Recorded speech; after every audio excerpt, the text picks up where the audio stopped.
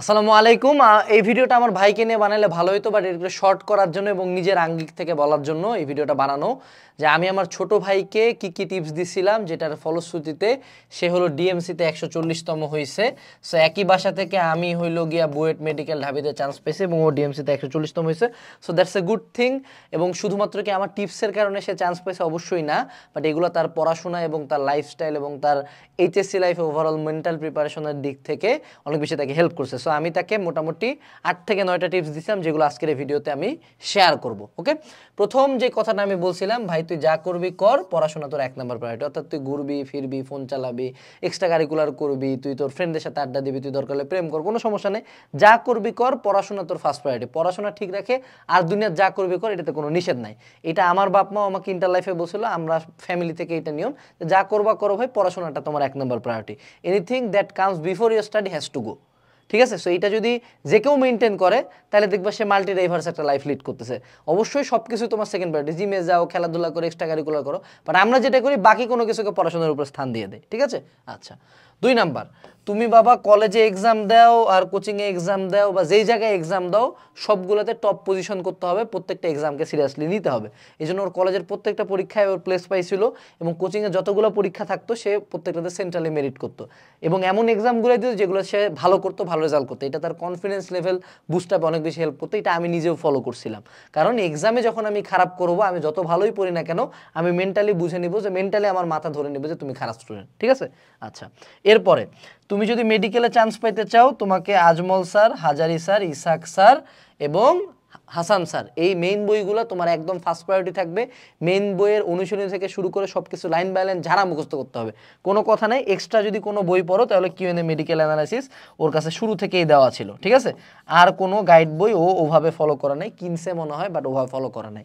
But main বইয়ের ওর প্রায়োরিটিটা ছিল, কারণ মেডিকেল আলটিমেটলি মূল বইয়ের মধ্যে থেকেই 90% কোশ্চেন থাকে। এবং কেউ যদি 80%ও নাম্বার পায়, তার তো ডিএমসি চলেই আসে। আর 75% বা 65% নাম্বার পাইলে মেডিকেল একটা সিট হয়েই যায়। ঠিক আছে? আচ্ছা, এরপরে ওকে অনলাইনে অন্য কোনো জায়গায় কোনো প্ল্যাটফর্মে কোনো প্রকার কোনো ক্লাস করতে দেওয়া হয় নাই। আমাদের বাসার একটা ফোনে এখনও স্টিল নাও এজ কোর্সের সবগুলো কোর্সের অ্যাক্সেস দেওয়া আছে এবং সেখানে সে একাডেমিকটা অ্যাডমিশন কোর্সেরই যখন তার ক্লাস লাগছে সে কয়টা ক্লাসই করছে। সো একাডেমিকটা অ্যাডমিশন কোর্স তার একমাত্র অনলাইন কোর্স ছিল। ইউ ক্যান আস্ক হিম, সে অনলাইনে কারো কাছেই পড়ে নাই, শুধুমাত্র একাডেমিকটা অ্যাডমিশন কোর্সে ছিল। সো একাডেমিকটা অ্যাডমিশন কোর্স কি গোটা বাংলাদেশের একমাত্র কোর্স যেখানে সেরা টিচার প্যানেল 12 ধাপের কয়েক হাজার ক্লাস দেয়, একাডেমিক থেকে অ্যাডমিশন পর্যন্ত ভার্সিটি, মেডিকেল, ইঞ্জিনিয়ারিং সকল প্রিপারেশন নিয়ে, test paper solving, math solving এবং এক্সাম থাকে, লেকচার শিট থাকে, গাইডলাইন থাকে, সব কিছু থাকে এবং একটা মাস্টার প্ল্যান রুটিন থাকে। সো যারা এখন একাডেমিকটা অ্যাডমিশন কোর্সে এনরোল করো নাই, অবশ্যই ডেসক্রিপশন বক্সে ডেমো ক্লাস দেখে এনরোল করতে পারো। এবছর এখন পর্যন্ত 9000 স্টুডেন্ট আমাদের এখানে এনরোল করছে। আশা করা যায় সংখ্যাটা 10,000 ক্রস করবে বা 20,000ও যাইতে পারে। সো তুমি পিছিয়ে থাকিও না, একাডেমিকটা অ্যাডমিশন কোর্সে ডেসক্রিপশন থেকে এনরোল করবা। ঠিক আছে? এরপরে তাকে আমি লাস্টের দিকে এবং রেগুলারলি কথা বলা হইতো, সেটা হলো যে পড়ার টাইম বাড়াইতে হবে, পড়ার টাইম বাড়াইতে হবে। অর্থাৎ তার টিচার বাইরে এসে অফলাইনে বেশ কিছু পড়াশোনা করছে, বাট সেকেন্ড ইয়ারের পর থেকে তার টিচার কমায় দেওয়া হয়েছে এবং লাস্টের দিকে বলা হয়েছে টিচার যতটুকু মিনিমাম রাখা যায় না কেন, নিজের পড়ার টাইমটা বাড়াইতে হবে। এবং লাস্টের দিকে অর্থাৎ লাস্ট 1 থেকে 2 মাস বা 3 মাস সে প্রতিদিন 10 ঘন্টার উপরে করে পড়াশোনা করছে। ঠিক আছে? এর পরবর্তীতে সেটা হলো ফোন অ্যাভয়েড করতে হবে। ওকে সেকেন্ড ইয়ার পর্যন্ত কোনো ফোন দেওয়া হয় নাই, আমার কাছেও সেকেন্ড ইয়ার পর্যন্ত কোনো ফোন দেওয়া ছিল না এবং ফোন নিয়ে একটা নির্ধারিত টাইম পর্যন্ত সে চালায়, আম্মুর কাছে দিয়ে দিত। আমি এক্স্যাক্ট সেম রুটিন মেনটেন করছিলাম। সোশ্যাল মিডিয়া ছিল, ছবি টবি সবে আমি আপলোড দিতাম, সেও আপলোড দিত, বাট আমরা ফোন আম্মুর কাছে জমা দিতাম। সেকেন্ড ইয়ার পর্যন্ত আমাদের কারো কোনো পার্সোনাল ফোন ছিল না। দেন সেকেন্ড ইয়ার আমি তাকে পার্সোনাল একটা ফোন কিনে দিয়েছি। ঠিক আছে? আচ্ছা, এরপরে আসো, সেটা হলো take a break.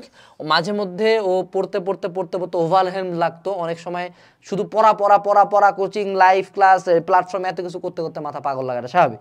So okay বলা ছিল যদি কখনো পড়তে পড়তে খুব বেশি টায়ার্ড লাগে, কখনো মনে হয় যে না আর পড়া হইতো না, জীবন কিছুই ভালো লাগতেছে না, তখন তুমি ব্রেক নেবো। ও বেশ কিছুদিন পর পরে ব্রেক নিত। পড়াশোনায় ব্রেক নেওয়াটা খারাপ কিছু না।